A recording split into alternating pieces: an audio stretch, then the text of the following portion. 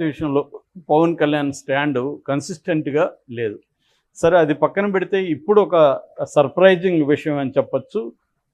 జనసేనలో ఒక ముఖ్యమైన నాయకుడుగా ఉంటున్న బొలిశెట్టి సత్యనారాయణ ఆయన మన చంద్రబాబును ఉద్దేశించి లెటర్ రాశాడు. అదేంటంటే అమరావతి నిర్మాణాన్ని ఆపండి, అమరావతి ఇప్పుడు ఎక్కడైతే అమరావతి నిర్మాణం అనుకుంటున్నారో దాన్ని చేయకండి, గుంటూరులో ఎగువ భాగాన చేయండి.